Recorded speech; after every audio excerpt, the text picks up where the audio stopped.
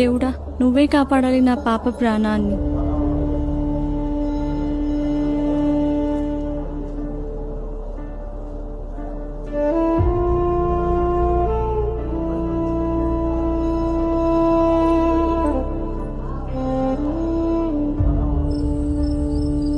Madam, మీరు చెప్పింది అబద్ధం నిజమో నాకు తెలియదు, కానీ మీరు చెప్పిన లొకేషన్కి నేను వెళ్తున్నా.